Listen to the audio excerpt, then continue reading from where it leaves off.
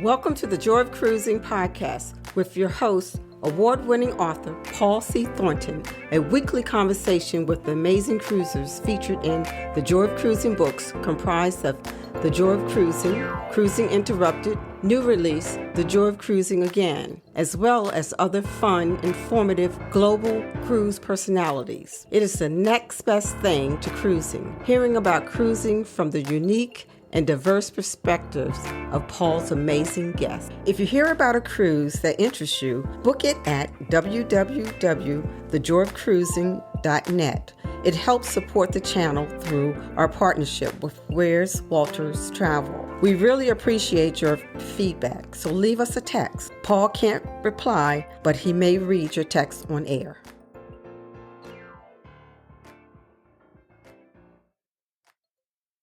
Hello, passionate cruisers. This is Paul, and I am delighted to welcome back this week on the Joy of Cruising podcast, Neil Gregory, a 7-year former videographer on several ships for Princess Cruises. During those years, Neil kept and continues to update a diary of his time working on board ships. His story, as reflected in his diary, is real, raucous, and laugh out loud funny. Cruise Ship Diaries was featured in my latest book, The Joy of Cruising Again. I hosted Neil on the Joy of Cruising podcast over a year ago. That hilarious episode pertained to Neil's first contract on board Coral Princess. After Coral Princess, Neil went on to a world cruise on Sun Princess and then contracts on Sapphire Princess, Diamond Princess, Crown Princess, Grand Princess, Emerald Princess, Dawn Princess, Royal Princess, and Ocean Princess over the ensuing 7 years. Neil says that those years working for Princess Cruises were some of the best experiences of his life. He has seen and experienced destinations and activities that I'm sure that many of us have on our bucket list. Scuba diving at the Great Barrier Reef, climbing the Great Wall of China, visiting Angkor Wat in Cambodia, and getting to walk across the Panama Canal. Sure, there were lows. I'll get Neil to say a little bit about those, but it wasn't enough to stop Neil from renewing his contract time after time. Welcome back, Neil, to the Joy of Cruising podcast. Hey, Paul. Good. How you doing? Today is literally my first day off, and I'm gonna have about 5 weeks off now. Wow, that must have been nice. It will be, yeah. So, I've been called up for jury duty. You're getting ready to start 5 weeks off. Yeah, today. Oh, okay. Okay. Yesterday was my last day in the office, and then I've got jury duty for a few weeks, so I've been called up for that for the first time ever. And then whenever that finishes, my actual holiday will start straight after that. So. Don't count your chickens before they hatch. You might get a serial killer case. That's what everyone in the office keeps hoping. I said, "Hey, I'm not going to be alone. You're going to have to do more work until I'm back." So before we discuss what's been up with you since you were here over a year ago, tell our listeners about yourself, where you're from, where you live, what's your professional background, both pre and post Princess Cruises. Anything else you would like to share? Yeah, so I'm from Dover in the UK, probably most famous for the White Cliffs, but more recently known for absolute travel chaos and the town getting gridlocked every time there's a holiday because of Brexit. But we'll stay away from politics here. I live in a little village just outside Dover called Temple Ewell that's very nice and quiet, and it's only a short drive from the town of Folkestone where I currently work. I did 5 years of college for media, TV and film, and my first job out of uni was doing camera work for lots of outdoor pop concerts over a few summers. Great pay, great people, lots of terrible bands who didn't play live and just mimed for backing tracks. But the problem was the work wasn't consistent, so that's what led to me applying for the Princess job, which I think we covered last time. Since then, I had a few years in Milton Keynes, the most soulless place in England, just working on horse and dog racing for some betting channels. That was a horrible job, but luckily something come up back down south, and I've been working for a property TV company for the last 7 years in various roles. Day to day, I'm the senior video editor, so I'm basically producing 5 to 6 half-an-hour shows a week that go out on TV here in the UK.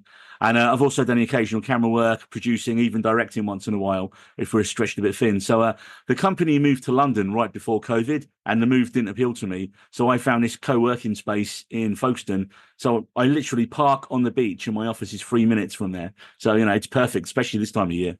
Sounds good. So how's the podcast going? Yeah, it's expanded a lot since I think when last time we spoke, it was just me and David, my original co-host on there, who also worked for Princess back in the day, doing the same job. Of course, we never worked together at the same time, but he was one and done, and I did, like you say, 7 years with him. But since then, with the key to growing a podcast, as you well know, is just getting the episodes out on a regular basis, consistency, same day, same date. And that's how you build your audience. And I wanted to be every 2 weeks all the time. So I kind of, once the podcast started getting a bit of traction, we had a lot of people contacting us saying, "Oh, well, we want to be on it." And one of the first people to kind of comment on all our articles and interact with us was a guy called Jose, who is another ex-Princess guy I used to work with.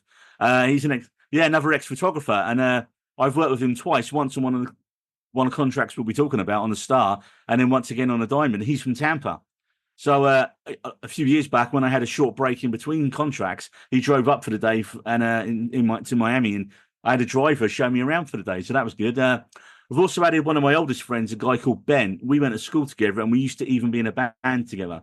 Now, Ben has kept on with his rock and roll lifestyle, and he's now kind of pivoted from that into he's basically a tour manager now who manages all these big bands all over the world.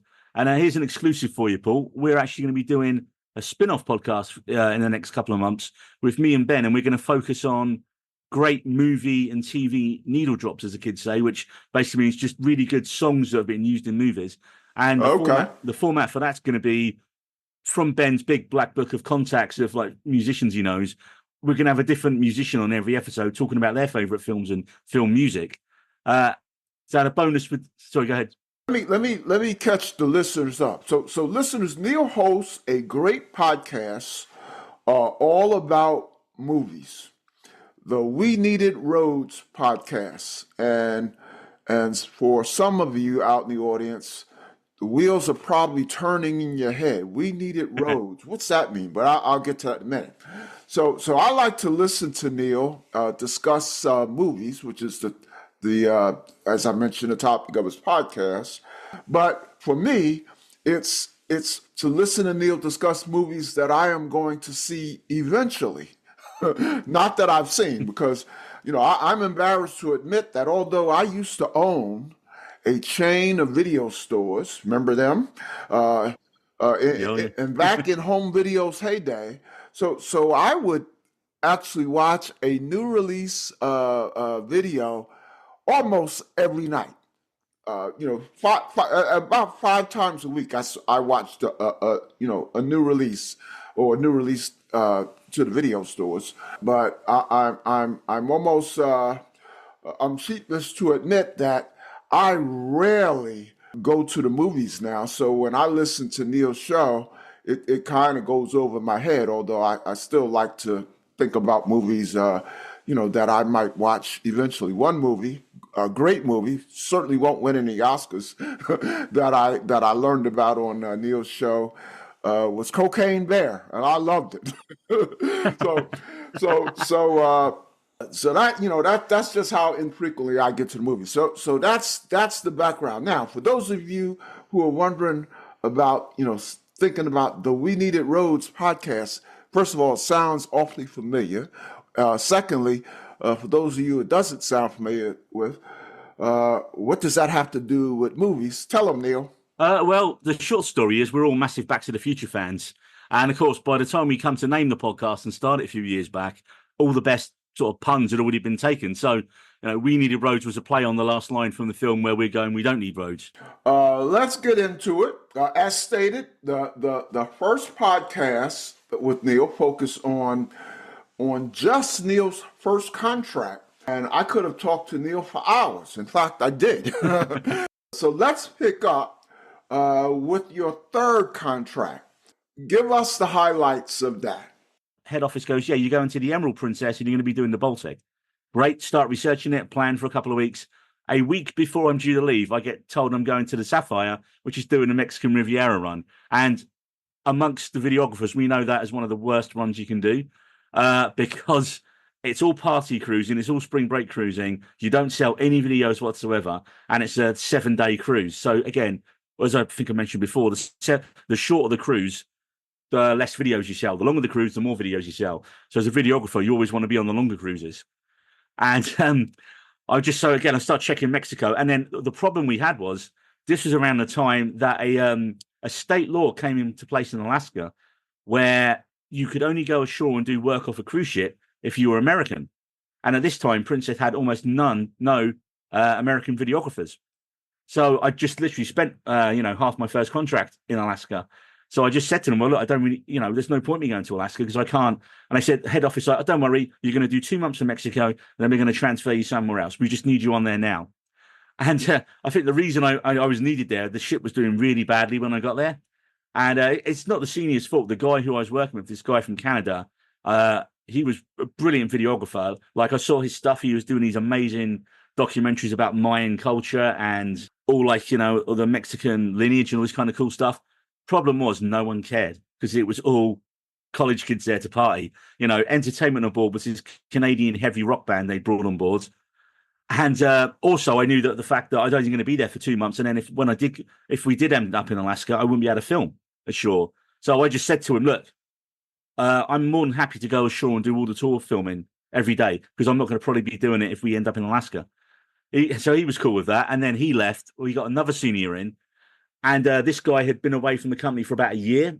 And this is, again, talk for a nightmare on the contract. What happened was, this is when we did the big switch over to high definition from regular standard def. So no one knew what they was doing in terms of workflow for video editing. You'd finish a 2-minute video and it would say it was going to take 7 hours to export. And you're thinking, well, that can't be right. And so there was no handbook. It was all trial and error. And of course, you're on a massive. We had one machine between the two of us as always, and you're just on this massive treadmill of video's got to be done by the end of the cruise. It's got to be ready to go the day before to hand out to everyone. And we never missed it. I remember just spending every waking hour in that video room for that couple of months I was there.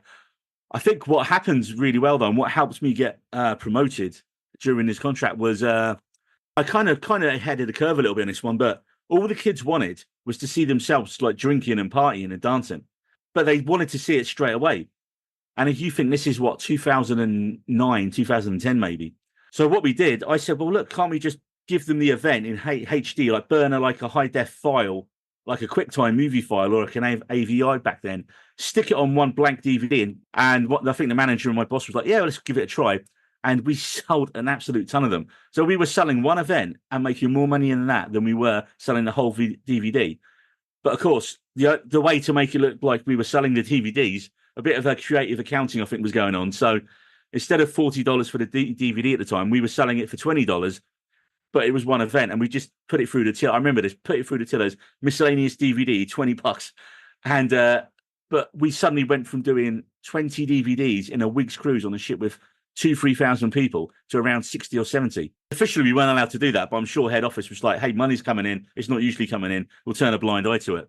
So what was it about the cruise that drew sort of a younger demographic? I know you said it was 7 days, but usually I hear of party cruises more like, 4 and 5 days. I think it was a time of year. I can't remember now what the time of year was, but I think everyone's saying it was when the colleges are broken up in the States. And so from the day I joined, it was literally just full of kids in their late teens, early 20s partying the whole time. It was unlike any other contract I ever did with Princess. The parties on board were crazy. You had to cut half the stuff you filmed because you'd have kids swearing at the camera. You'd have people flashing the camera all the time. And it sounds great in abstract, oh yeah, it must be great filming all these parties. And then you're like, well, no, because you're spending 4 times as long in a video room having to cut everything out. Or if someone, you turn the camera around, instead of someone waving, they're giving you the finger or swearing at you. So it was completely wild compared to the. I couldn't have survived that for a whole 6-month contract because again, every excursion involved alcohol. You go ashore and there's tequila factory tour. You're drinking 7 different kinds of tequila before midday on a Tuesday. You come back, you sleep it off for a few hours. Oh, it's a deck party tonight. Oh, it's a drinks demo on the outdoor deck. And of course, being not much older than some of the kids there at the time as well when I was there, I was probably like mid to late 20s when I was doing that. And they also, oh, we're not doing our shots unless the cameraman does a shot. So, you got to serve the passengers, right? So you can't say no was one of the things. So again, you come back and you're absolutely bladdered drunk midday but you start getting used to it so that it's not even affecting you. It was just such a crazy contract. And I was just thinking, how the hell am I going to survive this? Okay, well, I know I've only got it for 2 months. So go full out for 2 months. And then what happened was, my senior calls me into the video room to give me my appraisal. I'm reading through it, and it says, "Oh, I've obviously made a good impression on it." And it says, "Oh, I recommend Neil for a promotion to senior on the next level, and I wish him luck with that on his next contract on the Star." And I'm reading it, thinking, "Wait a minute, you've put the wrong ship on there, haven't you, mate?" And I'd misread it. He goes, "Read it again." I was like, "On your promotion to actor," and it kind of dawns on me. Wait a minute, I've got a promotion to senior videographer, and I'm going to the Star Princess now instead of the Golden Princess. So what was the Star, the age Princess ships? Was Star a new ship or a bigger ship? Or it's just the fact that you got promoted that made it significant? It was mainly the fact I've been promoted, because when you go from a junior videographer to the senior videographer, first of all, you have a lot more responsibility in terms of budget for the department. It's up to you to make sure we hit our sales targets. It's up to you to have like a vision for what the season's going to be in terms of how the video is presented, training the junior videographer and all that kind of stuff. But also the money. Your money pretty much doubles overnight. You get a bigger slice of commission. Suddenly it comes from you're doing a job for travel and for fun to suddenly, oh, I'm making decent money now. Of course, have one guess. Where do you think the Star was cruising that summer? Alaska? Exactly. Yeah. So I ended up getting off the ship. I think I ended up flying to San Francisco, joining the Star mid-cruise there, where the Star was also just finishing off doing Mexican cruises. And because when you're a senior, you have to do a handover with the outgoing guy to show you how the ship works, because every ship, although it's more or less the same kit, every machine's got slight differences and all that kind of stuff. But so the only difference, like I say now, was I was getting paid double the money. I didn't have to film ashore, so I was going to be on permanent night shifts for the rest of the contract. So I'd be filming all the parties, and the highlights would be filming the glaciers once a week. But the bonus again, I could get off in every port, and so I'd be off in every port to do whatever I wanted, and I could still go on all the excursions for free, officially, because of training. So I could go out with the other videographer if I needed to, but I couldn't touch the camera. So it was. Yeah, so my first time in charge, and I think this leads on. I don't know if you read some of these in the cruise stories. It literally ended up with me working with the worst person I've ever worked with on cruise ships. We'll call him Chad to protect his identity, but he was drunk all the time. He was racist. He was sexist. He was homophobic. He was lazy, but he was just competent enough at his job that it was really hard to get rid of the guy. And of course, sounds like a real charm of a guy. He was from Florida as well. He looked like the typical version you think of an American frat boy who's never left like his frat house. In fact, he still lived in a frat house when he was working on ships. And he just it's funny because at the same time we were also this first time I started working with my friend Jose, and Jose was from Florida as well. And everyone just kept. And the funny is, like Jose couldn't be more different. And you just like Jose was one of the best guys you could ever work with. He was so chilled out, like. And we always had to apologise for stuff. He was always apologising for the other guy. Hey, what's up, man? My name's Chad.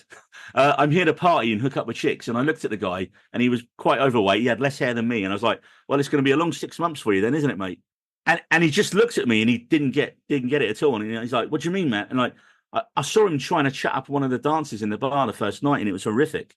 Like he managed to offend the whole entertainment department on my first day on board. I would get phone calls from senior officers. This is 2 days after I joined the ship. I get a phone call, and it's the senior first officer. Now, I'm a video guy. Why is a senior first officer calling me? There should be nothing where our jobs overlap at all, unless I'm filming something for him. And I just see this angry guy from Newcastle, a Geordie, on the phone, and he goes, "Is that the senior videographer?" I was like, "Yeah." He goes, "Right, well, tell you what," I won't swear, but he used some quite choice language. And then I recognised the voice, and I was like, "Wait a minute, is that Brett?" He goes, "Yeah, who's this?" I went, "It's Neil. I got on 2 days ago. We'd worked together on The Sun." And it turns out my junior had been hitting on the senior officer's girlfriend while she was working in one of the bars. Oh, wow. And he'd been warned. And it was only because I knew Brett that he didn't get a warning there and then, the guy. And hindsight, we should have let him get the warning because it was a nightmare to get rid of this guy. But bar that, the ship, it was such a fun ship. Like, the manager was from South Africa, as were the two. So we had a whole South African mafia on board in the photo department. And the one person I got mentioned, I got sent another videographer, and this was unheard of at the time. And I said to the officer, I said, well, why are you sending a third videographer to the ship? Thinking, oh, am I not doing a good job? And he's like, no, it's not that. It's that this guy, he's from Hollywood. He's like a bit older. He worked with all these big films. And so we're looking at him to potentially be in the head office and do all our corporate work. They sent him on board. He had lied on his application. I think he'd had alcohol or substance abuse issues really recently because he couldn't concentrate. He would get drunk all the time, miss work. And he was in his maybe late 40s, 50s. I was 27 at the time. And this guy lasted 2 weeks. He would miss work. He'd lie about it.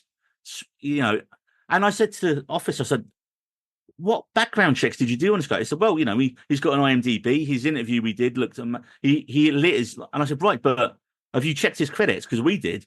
And he was a camera rigger. So he stuck cameras, two things. He doesn't know how to shoot. He doesn't know how to edit. And we still only had one system and three videographers trying to work on it. So for that 2 weeks he was on board, my time, I literally would start work at 8, 9 o'clock at night and finish at 6, 7 in the morning for 2 weeks solid, because that's the only time I could get in there because he was taking so long. And of course I had the other guy who was a bit of a nightmare, but at least he could do the job. One story about the nightmare guy.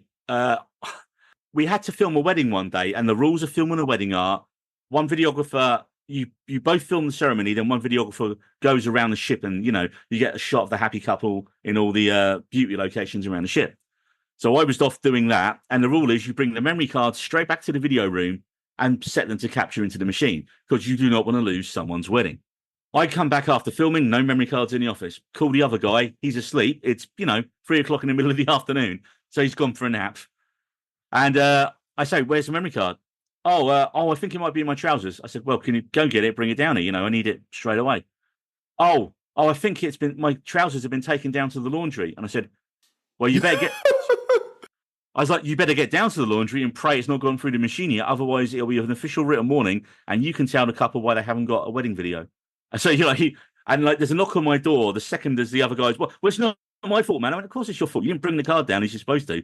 And you didn't realize you hadn't brought it down. And then now you give me all this. Get down there and look at it. There's a knock on the door, and it's our cabin steward who had found it in the trousers and brought it to the video room.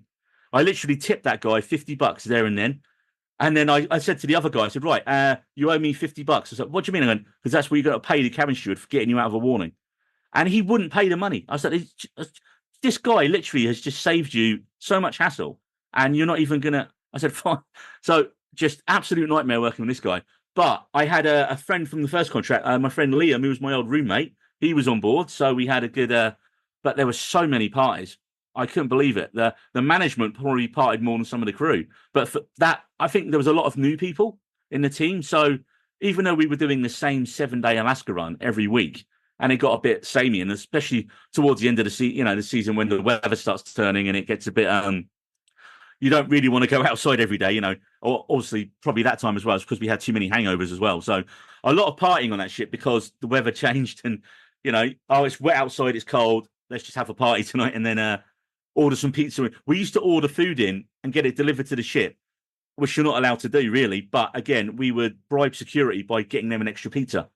So they'd allow it on. So we security would then call us and we come out, stagger out of our cabins, walk down the road of the ship, get the pizza, and then go back to the ped or wherever we were. So now you were ordering pizza from places ashore in Alaska, in Ketchikan. There was a good place. So all that good food on the cruise ship, and you're ordering? Yeah. The problem was you couldn't get it at certain times, and when you've kind of got a bit of extra money, and you just, I think when you've been on board so long, the food is great, but if you're only on board for a full cruise, you kind of get it once. The thing, when you're there for 6 months on board a ship and it's the same chef the whole time, it almost becomes every day of the week it's the same food pretty much, or every day of the cruise is the same food when you repeat the cruise. So about 4 or 5 months in, you really want food from ashore as much as possible because you want something different. And also, you can get it when you want it, by ordering it ashore and getting it. So, on board as crew, like Princess, we were really good on like letting you eat where and when you wanted. But obviously, it was always, if it's busy, you can't go in there. So say you've been out filming all day, you come back and you're allowed to go in the buffet at 2 and you finished filming at like 1:30. But there's a big line of passengers. You have to wait till 2:30, maybe 3:00 to eat. So then if you've got something else on later, it interferes. So sometimes you just have to go down to the staff mess, which was, generally terrible on most of the ships, and just get a hot dog or a burger, like I think I mentioned before. But it was fun, man. It was a really fun contract on the Star. What was really nice was Saturday nights we docked in Victoria, Canada, because it was a Seattle round trip to Alaska, and so we had so many amazing nights out. Our bar bill one night in one place was $2,000. And we were only in port from, I think, 4 p.m. till 11 p.m. Now, I recall when we spoke last time, you were telling me about how alcohol was so plentiful and so cheap in the crew bar, but you went out and spent $2,000. On that and food, not just me. There was probably about 12 of us, maybe. Oh, but, no, I wouldn't think you spent $2,000 on you, Neil. I think it's kind of like what I said in terms of the food, though. It's such a rarity to be outside at night when you work on a cruise ship. And so we'd made the most of it. And because it was the last day of the cruise, we wanted to be off, right? So we struck a deal with the management because Victoria, Canada is a beautiful little town, but getting into port on a Saturday at 3-4 o'clock, there's not really much you can do tour-wise, even if you're a passenger. So most of the passengers you'd see out, or they'd disembark that night and stay there for a bit. So the video would be completed and handed out before we docked. We filmed twice in Victoria, the first 2 times we were there. Once we went to the Butchart Gardens, which was stunning. I'd probably appreciate it a lot more at my age now than I did back then. I was just like, great, flowers, get it. Let's get back to the ship. And then we just did like a nice generic video of the town, sort of showing downtown Victoria.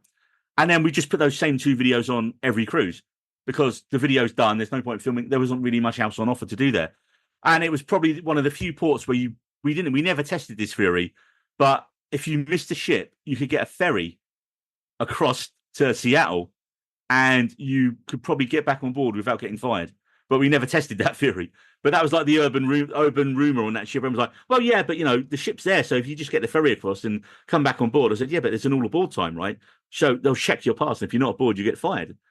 But the one other story I'll say with a Star is I was a spa model on this ship on Sunday mornings. So it was Sundays in Seattle. And what would happen is I'd just be hungover, but I needed to shave each week, and I hated shaving all the time. So they needed people in the spa to demonstrate the treatments on as the guests are walking through on the first day of the cruise. So I'd be sat in a chair and I'd get a free shave every week. 4 months on the Star in Alaska, and then they asked me to stay on the Star till the end, finish off the Alaska season, which was another month. So I was like, okay, that takes me up to a 7-month contract, which 6 is standard. Fine. If you've just been promoted, you want to do all you can to show you're a team player to head office. So I do that. And then I find out that the guy they want to replace me, because that ship I was on was going to Antarctica in the winter. Well, not winter for Antarctica, but that part of the season. And the guy who was there wasn't going to be available to come for another month.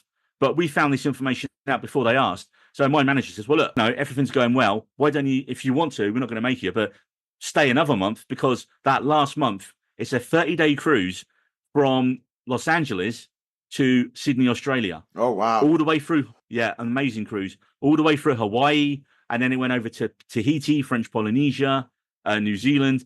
And then, so that took me up to a 9-month contract. It was literally working with 3 completely different teams in that one. But I managed to blag when I got to Sydney, because I'd helped the office out by doing this and staying on and transferring all that. I was able to get local leave, which you're not supposed to get until you've done 4 contracts, I think. And I'd only done 3, but I argued, well, I've technically done 4 because I've done 4 different ships now. And so I was allowed to stay in Sydney have a holiday in Sydney for 2 weeks. And then the company, all you got to do is tell the company where you're staying, and then they'll arrange your flights for when you want to go back again. So it's brilliant. I went to gigs. I caught up with friends that I'd worked with on the Star. Slept in a bed, which was lovely. That had I had my own room, and having a bath after like 9 months was amazing. But yeah, so Was that your first time in Australia? no, I did it briefly on the Sun, but it was I wasn't allowed to obviously stay there when I was there. So we did the Sun for a couple of months. We did Western Australia on the Sun for a few months, Western Australia and Indonesia and Asia before we did the World Cruise on the Sun. So then didn't direct. Later on, I went to the Diamond after that and did a couple of ones in Asia and Alaska again before I went to the Crown. And this was the first time I worked with this manager called Adam Heath. Now, I think he'd been with the company for about 20 years as a manager. It's 20 years, started as a photographer. And like fleet-wide, he was like the number one guy. Everyone said, you'll work hard, but if he likes you, you're sorted.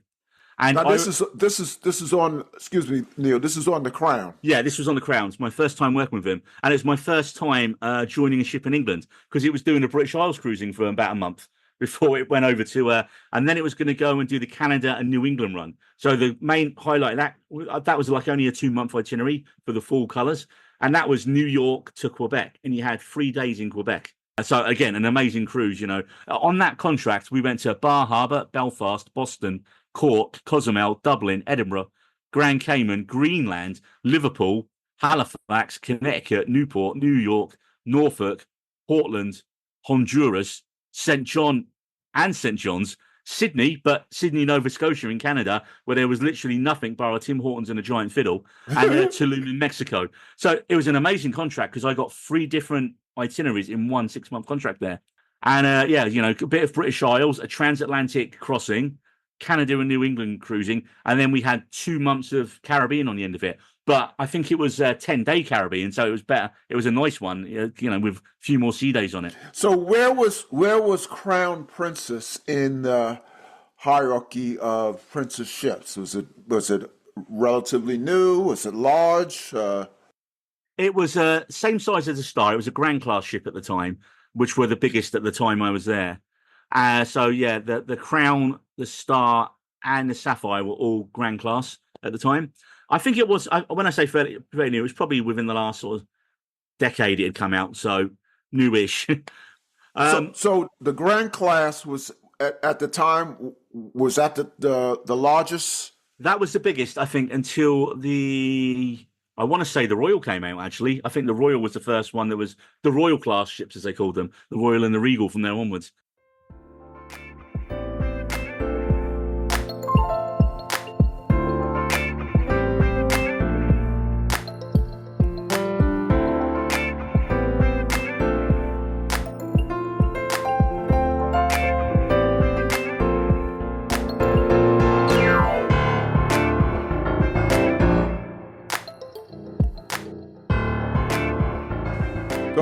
Another key point in your career was when you were picked for the brand new and at the time 3rd largest ship in the world, Royal Princess. Yeah, and it's funny. So saying I was picked, I was the first person to say yes is a difference. I mean, wouldn't it be? It sounds like there was some reluctance to join that ship. Wouldn't that be like high in demand, being brand new and to me acclaimed? It was, yeah. To me it was. To 2 guys who turned it down before me. So the first guy who turned it down was my senior from my second contract, the Sun. It's a Canadian guy, Travis, who was again one of the best videographers I worked with, and he'd worked with the same manager who I was going to have fun with coming up when the Ruby Princess came out. So he was the setup videographer on the Ruby with that manager. So, he turned it down first. So he kind of warned me. So look, you'll work hard. It'll be a lot of work, but I did enjoy it overall, but just beware. I was like, okay. So he kind of keyed me in a little bit. And then the second guy who turned it down was a guy called Jesse, the Canadian videographer, who again was one of the best guys we had in the fleet at the time. I think he went on to become the head office boss for video for a while. He also turned it down because he'd heard, I don't know if he'd worked with his manager, but he'd heard of her reputation. So eventually they come to me. No, the manager's reputation was a big one. Yeah. And and to get me on it, they even promised me head office at the time. I would have my own cabin, which was unheard of. And we were going to be the first ship to do high definition DVD. So we were going to do Blu-ray on there for the first time, because the excuse for not doing Blu-ray had always been, oh, well, the DVD burning towers where you make all the copies are too expensive. And we were going to be like doing it as a premium product. But what was awesome was I got flown to I flown to Italy, and we were in the shipyard for a couple of months before the ship even sailed anywhere. 2 months of that contract was literally in Italy in the shipyard. Problem we had was, by the time we got to the Royal, it was pretty much finished. It was like last minute cosmetic things. It wasn't really like a shell like we wanted to see for the video. No one had been in to film it yet at all. Now I imagine head office would be there straight away, but they didn't have people there at the time. So something that we did that definitely broke a lot of rules. Me and my assistant, me and the other videographer, Lewis. This is a guy I just worked with on my previous contract on the Dawn, an amazing videographer from Argentina. I recommended him for a promotion to senior, and they wouldn't do it. So I said to him, look, sorry, mate, they won't, head office hasn't done it, but do you want to come and work with me again on a brand new ship doing the Mediterranean?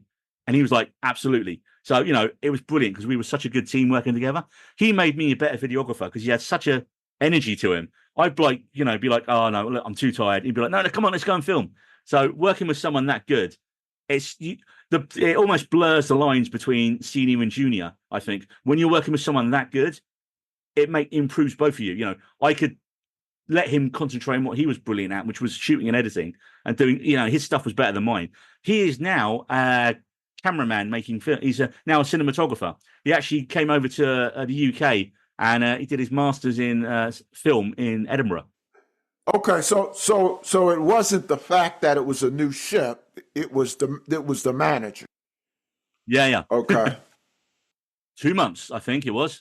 So what did you guys do? Well, that's why it made me question why we were there. So the first week we were there wasn't even any cameras on board. No cameras had turned up. I thought I was going there to film like behind the scenes footage, do all these documentaries. I had all these like plans down. And the manager, the first thing she had us doing for the first week we were there was cleaning off all the photo equipment in the photo lab. We were literally sitting there cleaning the ends of poles. And she would schedule us 12 hours to 13 hours a day doing pointless busy work. So, I mean, from day one, we were like, what the hell is the point of this? Like, why are we here doing this? So you were able to stay on the ship during its construction? We were on the ship. Yeah, and that's the problem, is the Royal was almost finished. It was basically last minute cosmetic things that were being done, I think, at least on our end. Problem with that is air conditioning rarely works properly. So it was absolutely boiling on board. They would do blackout tests when we all had to leave the ship. And of course, it gets a bit pricey. And also the food. You think for those 2 months, only the crew mess is open. There's no buffet. There's no specialty restaurants. Nothing like that is open at all. It's bare minimum. Thankfully, the bar opened on the first day there. During that time, it was in the shipyard. I would say for the first maybe 2 weeks, there were only 5 or 6 of us from the photo department. There was me, my assistant, the manager, and the 2 assistant managers, and then various head office people. And then the rest of the regular photogs started turning up. And same with the other departments. There'd be like heads of department, assistant managers for like front of house things. I suppose like on the deck and tech side, they've as many people as they need there to get it all ready. And it's funny. I remember them saying that the ship's not ready. The ship's not ready. and they didn't mind because however, I remember the rumor being that however late they were on it, the money got knocked off how much we owed on the second ship because the Regal was being built right alongside us at the same time. That is what we did one day. Because we wanted to film like the ship in the kind of skeleton and pretend it was the Royal, we snuck on board the Regal Princess, right?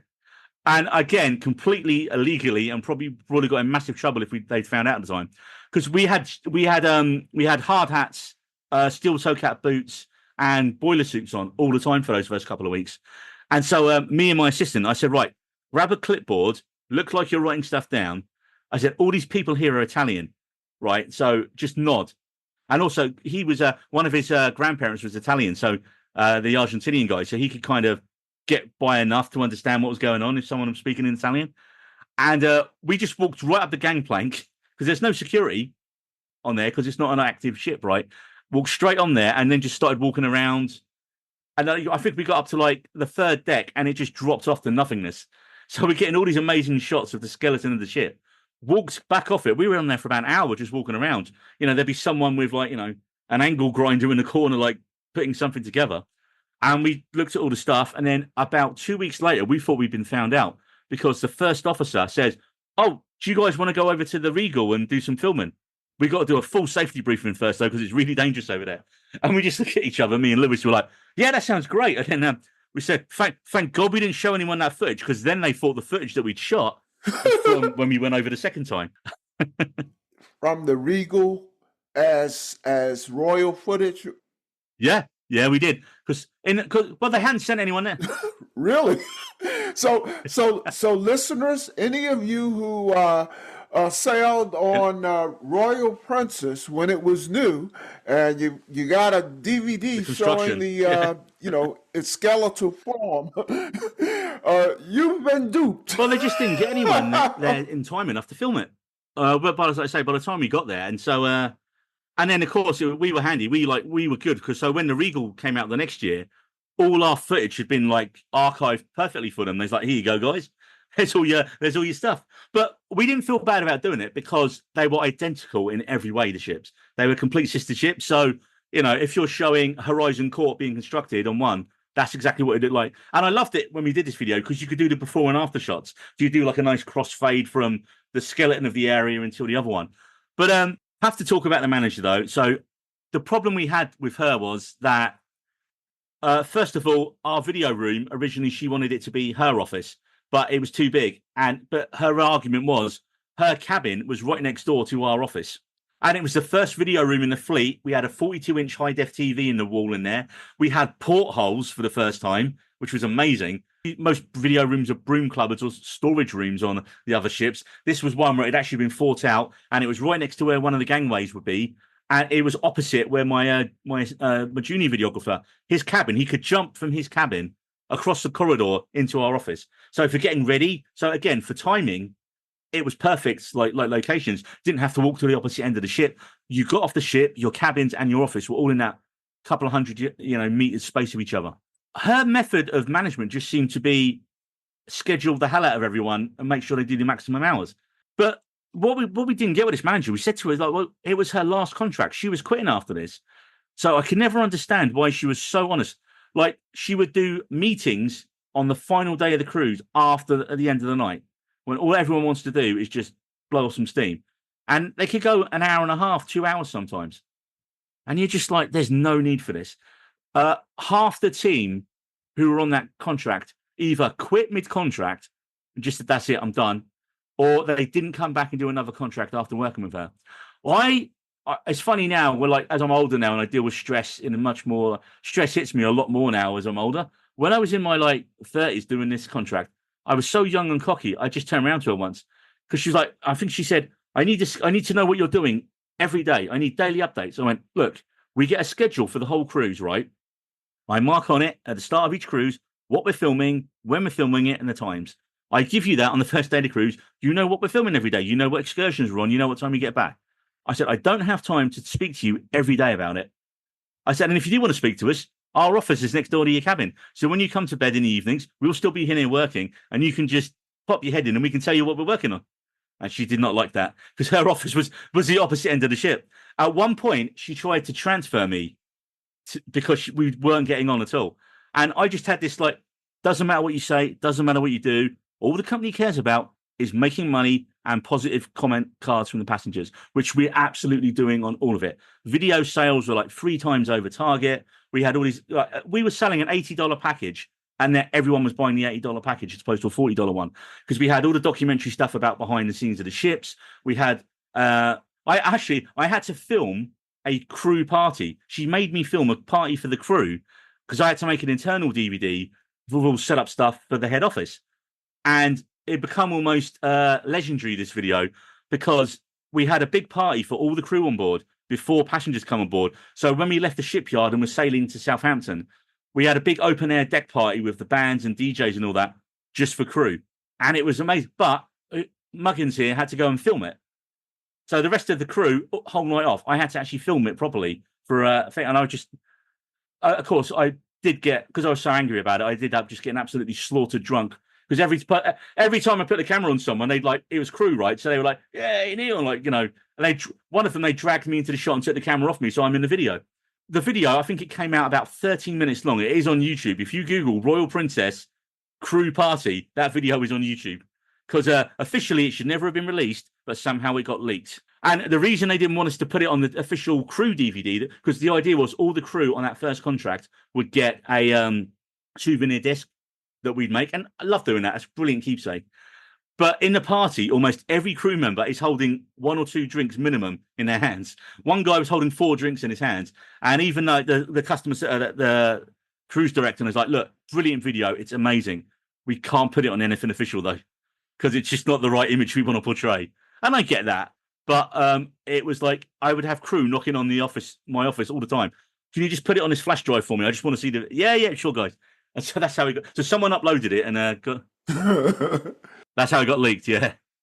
I know that when I talked to you about the first contract, crew entertainment, crew parties, and drinking. It sounded like, well, I remember your words. It was like you imagined if you had gone away to college, this is what it would have been like. Yeah.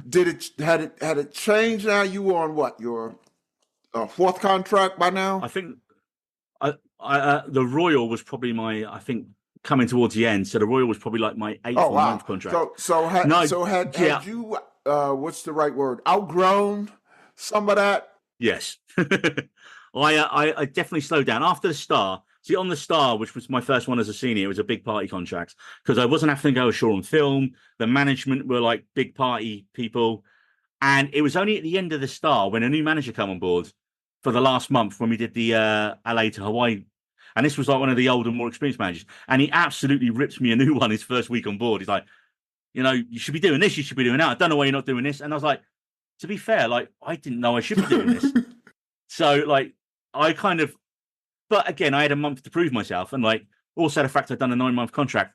Then when I went to the Diamond the first time, straight after that, my assistant manager from the Sun, a lady called Kirsty from New Zealand, she was my overall manager. And she was brilliant. And that was the kind of contract there where I kind of started knuckling down and kind of, no, I'm not going out all the time. I got my own cabin on the Diamond as well, which meant I didn't have to.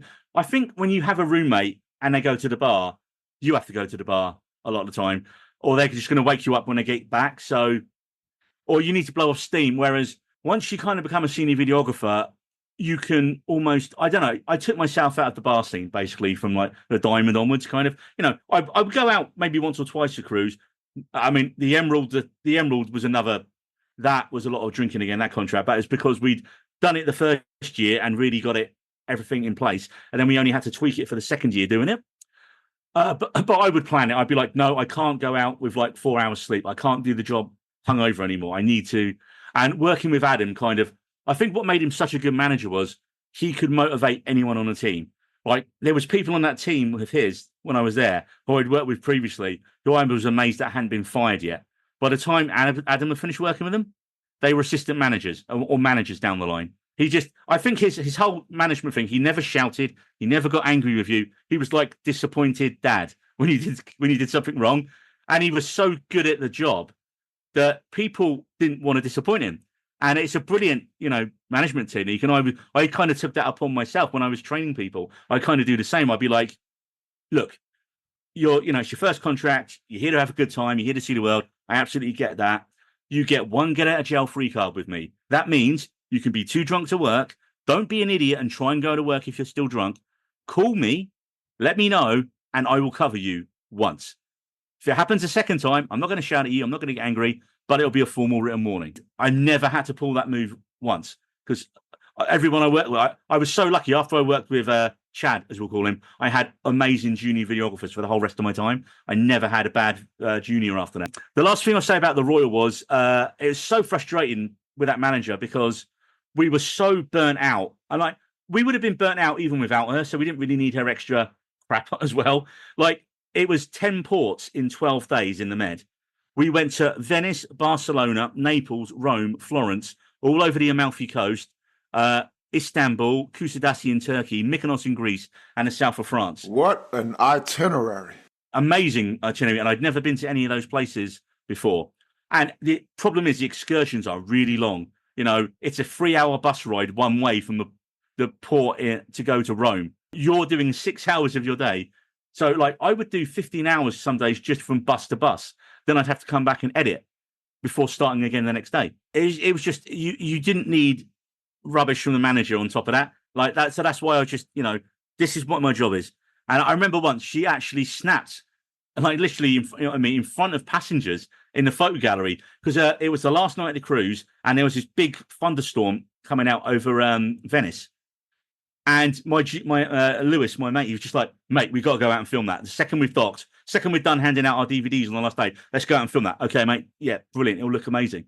So again, we're like helping out in the photo gallery. We got enough DVDs up there for anyone who hasn't pre-ordered to pick one up, and we've handed out all the ones for people who've ordered them. We're done. And she won't let us leave because she wants us to help break down the whole photo gallery with the whole rest of the team. And I was like, but we want to go out and film. Well, did you run that by me? I said, do I need to? It's a thunderstorm over Venice. How amazing is that footage going to look on video? That can be in trailers. That can be in, well, yeah, and it'll look great, and you can go and do it once we've done that. And she just, you don't run the video department. It's like, well, I do. I'm head of video. I'm senior videographer. And it just was dealing with her. Did that have anything to do with that being your final contract? But you told me she was leaving, right?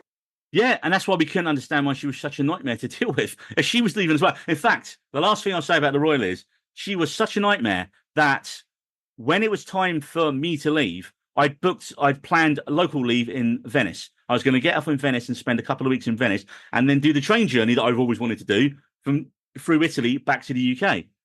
Booked it all out. I'd paid for my tickets, so everything that was all ready to go. And then the company asked me to extend my contract another month because, the new head office boss was one of my friends who I'd worked with as a videographer briefly. He was now head office, and he's like, look, no one wants to go there while she's still there. We've had such horror stories from all the other crew who have quit and from you personally. Can you just do us this favor and stay? And then and then the last month was a transatlantic again, leaving the ship in Florida for the Caribbean season.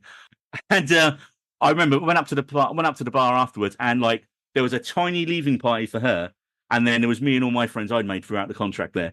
And it's just, if that wasn't the biggest example right there of this is how you treat people to work with them. I was friends with all the other departments. There was maybe half the photo team over with her and again, we had a lot of new people there because we'd done our 6 months in the Med. We were now moving on to the Caribbean. So a lot of new people again. And it's just the people who were scared of her. And the lucky thing is I already knew I was going to the ocean when I was on the Royal, because when I asked me, I said, look, I'll do you this favor, but really, I really want to go. Can I go to that? I've been asking for a small ship. You think the Royal had, I think, 4,500 guests on it, 1,500 crew. So almost 6,000 people on it. I go to the Ocean Princess, which has a combined number of 640 people on it. Wow. 370 crew. And it wasn't even a Princess ship originally. It was some other line, and it was retrofitted as Princess. There's no sales pressure because you don't...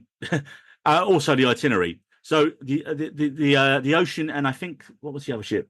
There was the Ocean, and I can't remember the name of it now, but there was two small Pacific Princess. They were the ones, and they generally did world cruises, and they did Tahiti and French Polynesia, and they did itineraries no other ships could do because they were small and they could get into the places.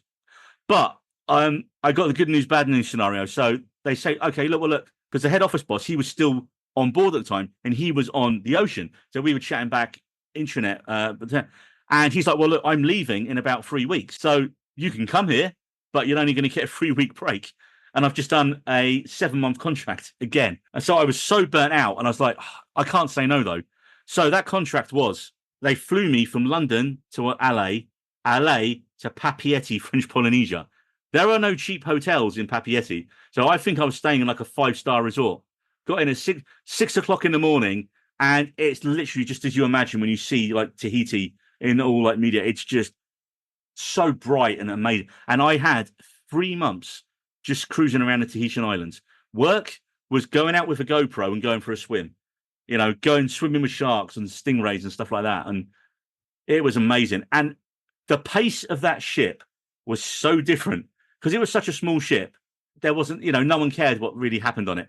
Like I'd gone from having to get 3 different uniform changes a day on the Royal to doesn't matter what you're wearing really, as long as you got a name badge on it, which was like me, the manager, and also the photo team. There was no other videographers, so you're the only videographer on that ship. So you're responsible for doing the whole video by yourself. So for those of us, for the listeners and for me, a small ship in an exotic location, I mean, that's a bucket list trip. Is that why you chose to end your career with Princess? I mean, did you feel like you had reached the pinnacle? I mean, why did you stop? I mean, that sounds wonderful. Well, it's kind of a mix of things. I was suffering from burnout, like really bad burnout. Like the better you get at the job, the quicker they want you back, so the less time you have off. I think I'd done a split contract. I know my last 3 contracts, I had maybe less than 5 weeks off between each of them. I did a split contract. I did a couple of months on the Grand, and then went over and did the Dawn Princess, which was Australia, New Zealand, which is one I'd always wanted to do. And then at the end of the Dawn, my assistant on there, I wanted him to come with me to the Royal. When I was on the Dawn, it was already confirmed I was going to the Royal. And so, again, he'd already done a long contract. So if he hadn't left and gone home, he would have had 2 weeks off before he went to the Royal. And I was like, no, mate. I said, have a month. And then I volunteered to do the last month on the Dawn Princess by myself, which was insanity in retrospect. And again, and then the management changed. And the way I've been doing things with Adam on the previous contracts, this was a different manager, different way of doing things down in Australia.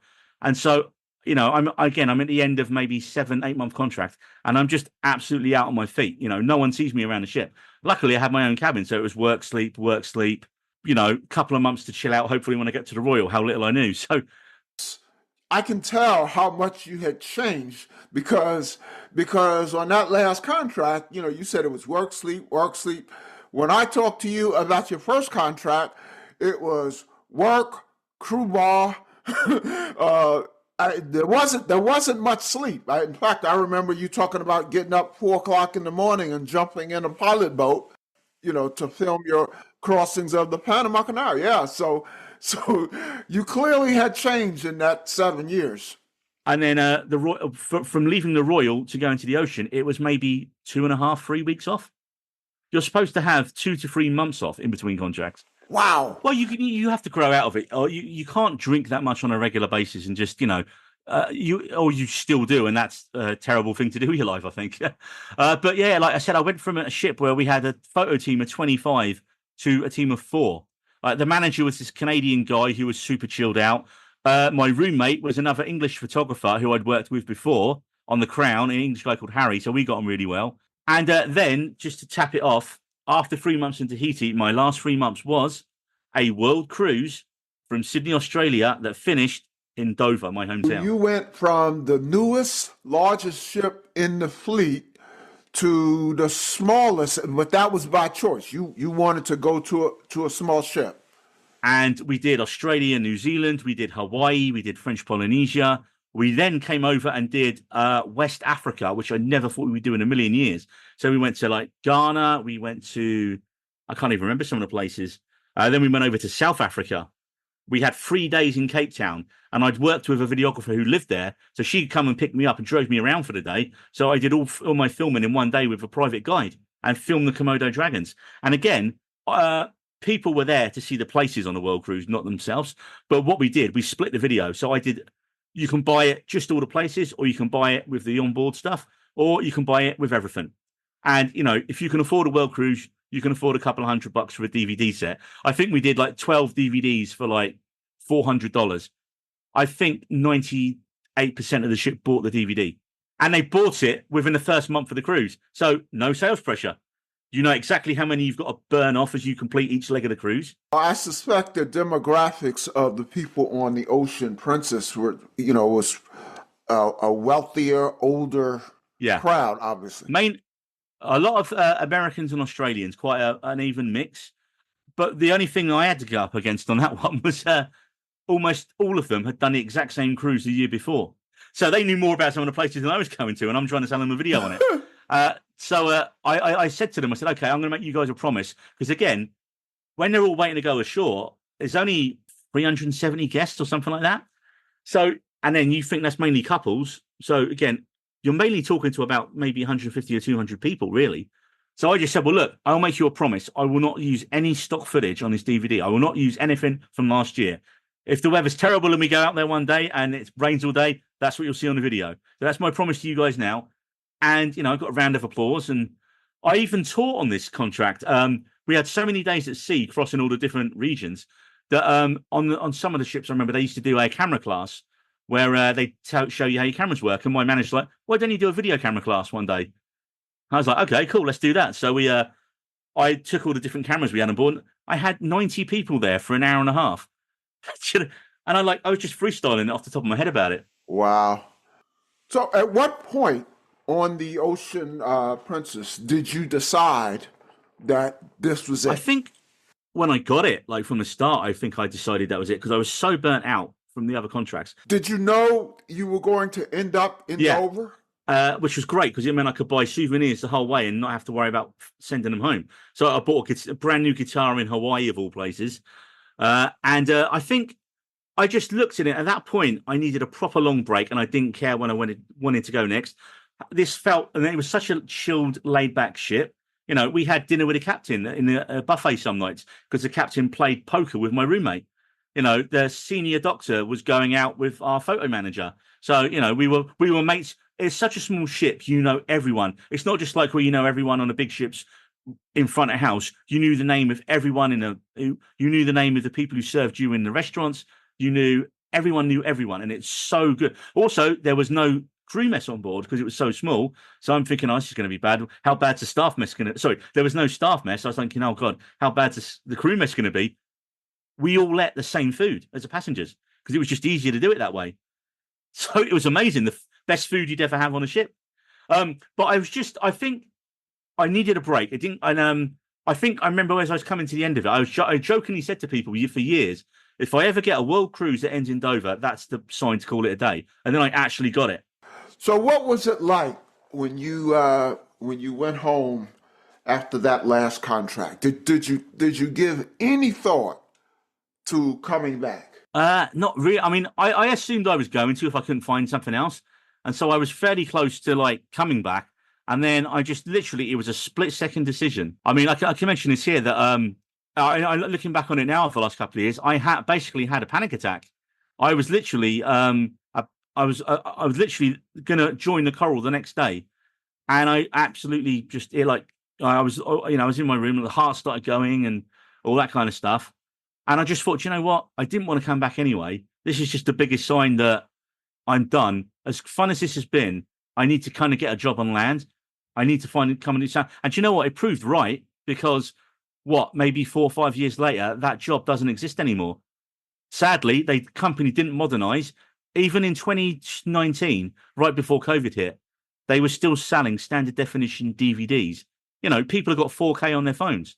The assignment on Coral was pending, so the company didn't know you weren't coming back. Well, I was actively looking for something else, and I hadn't found it. And like I mentioned, I was the night before I was due to fly out. I was packed, I was ready to go, and I just had a panic attack. And I was like, do you know what? This has got to be connected. Now, looking back at it now, I know it's connected to the job. At the time, I was like, I'm not going anywhere. So I just told them, look, I didn't say it was me. I just said, look, I've had a medical emergency in the family. I can't join at the minute. I just take me off rotations, and I'll let you know if and when I'm ready to come back. And that was basically it. More time passed, and then I think I had a friend I'd worked with at uni who got me this job in Milton Keynes, and that was it. But I always think that I was just so burnt out. There was always something to get me to come back, even when I was burnt out. I always wanted to do the Dawn Princess in Australia and the New Zealand run. I got the Dawn Princess. I could have called it a day after that, but then they offered me the Royal, brand new ship, one of the biggest in the world. Not going to say no to that. So I come back again. Then they offered me the Ocean, which I've always wanted as well. And French Polynesia and a world cruise by myself. Never going to say no to that. They give me the Coral and the Panama run, which I've already done, and I got no interest in doing again. Yeah, I'm not going to put myself and through that stress. And again, I'd done the Coral when I was young and out partying all the time. I didn't want to do it again at the age I was then, I think. And that was the the subject of our first discussion. So if you haven't heard that, take a listen because you'll hear all kinds of crazy stories about the Panama Canal and riding into Panama one day and how Neil's friend said something to one of the what was it? It was a waitress and He said something in Spanish, and he was English and spoke yeah. Spanish. Yeah, and then the mood. I remember the mood just turning. Yeah. Yeah, that was Liam. Blame Liam for that. So take a listen to if you want to hear what Neil wasn't too excited to go back to, although at the time he had a lot of excitement, like the helicopter rides. But You would never get me on that thing at all now. Having said that, the last contract we did do a helicopter in Hawaii to where they filmed Jurassic Park, right over the waterfalls, and then landed. Was that one on ocean? Yeah, that was on the ocean. Yeah. That was a day off. So besides, let's talk about now and the near future. Besides the podcast, Neil, what are you up to these days? It is pretty much just podcasts, if I'm honest. I'm doing a bit of while I'm working remotely down in Kent. I don't have too much spare time, so it's pretty much eat, sleep, podcast, repeat at the minute, with regular trips to the cinema, the occasional gig thrown in, and a day job. Will you ever cruise again? Yeah, I'd love to do at some point a no-fly Northern Lights cruise from Dover, and there's quite a few different lines that come out of Dover, go over to Scandinavia and do like a nice 10 or 12, 14-day run. So I keep just saying to my friend Amanda, I said, look, go back on board, get that ship, and then I can get on for like next to nothing. So before we let you go, a couple of light, even fun questions. They'll be a little different than the first time you were on because many of our listeners did get to listen to that. So just to give your friends who might be listening a little bit more insight into Neil. For those who listened to the first podcast with Neil, Neil's had a live music background before Princess. What's the last live concert you attended? Maybe about 2 weeks ago, two British indie rock bands from the mid-90s did a co-headline tour. The Manic Street Preachers and Suede, and they played in Margate a couple of weeks ago, so I went over to that, and that was great. I saw them both over 25 years ago, probably in 1997. It's definitely more than 25 years ago, actually, when I was 17 at the Reading Festival. And one of them played headline one night, one of them headlined the other night. It was a 3-day festival, the first one I went to, where I was gone for 5 days. And the smell was horrific when you come back after 5 days camping in a tent and not showering properly. But you're 17, you don't care. So, who's your favorite music artist of all time? It's always going to be a three-way tie for me between three of the bands that I've seen live, which was Metallica, who I've seen 7 times. Wow. The Beastie Boys, who I was lucky enough to see twice, and Pearl Jam, who I've seen 3 times, although I am massively upset by them because I was due to see them in London about a month ago, and they cancelled the show less than a day beforehand. And so, loads of people were travelling into London for the show. I couldn't get a refund on the hotel because it was literally less than a day beforehand it was cancelled. So I lost a couple of £100 on that. So bad Pearl Jam. Well, we can't let you go without a couple of movie questions. Who's your favorite actor or actress? And I would say, so I'm going to pivot slightly and say I'm more these days as well. I'd say there's more directors that I'm interested in an actor or an actress. So if there's a certain... Well, go ahead. Who's your favorite director? I couldn't even bring it down to one, so I'll give you a couple quickly. There's a guy called Richard Linklater from Austin, Texas, who he did Dazed and Confused, Before Sunrise. The last film he did that some people probably see most is Hitman on Netflix, which came out recently. He did that. Spielberg obviously has to be on there. Edgar Wright, who's a British movie director who did Hot Fuzz and Shaun of the Dead. Robert Eggers, who's quite an up-and-coming filmmaker. I say up-and-coming, he's my age, if not older, but he's a new horror filmmaker, and he's done The Witch. He did The Lighthouse and The Northman, and he's doing a new version of Nosferatu that comes out Christmas in the States this year. Scorsese, obviously, he's got to be up there, and Christopher Nolan. So, for the Batman and all these sci-fi films. What's your favorite movie of all time? And you can only say one, Neil, because I know you would like to say several. Actually, I can give you. It's easy to do this one because we've done our top 10 films before, and we did this film for our 100th episode a few months ago, and we talked about it for 4 hours over 2 podcasts, just the one film, and that was Back to the Future. I knew it.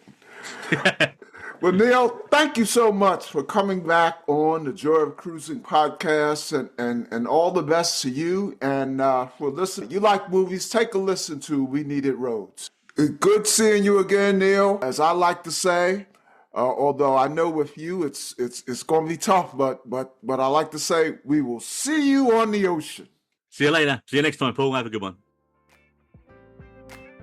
The Joy of Cruising and Cruising Interrupted, each $16.99 plus shipping, and new release, The Joy of Cruising Again for $18.99 can be ordered at the link on thejoyofcruisingpodcast.com.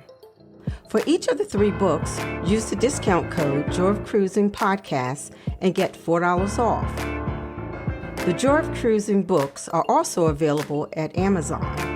Order the ebook at Amazon or your favorite online retailer. Stay in touch by joining the Joy of Cruising Podcast Facebook group or following the Joy of Cruising Podcast on Instagram. We're constantly adding new shows. Please leave a review and tell a friend about us. We hope you enjoyed this brief escape to the ocean. See you next week.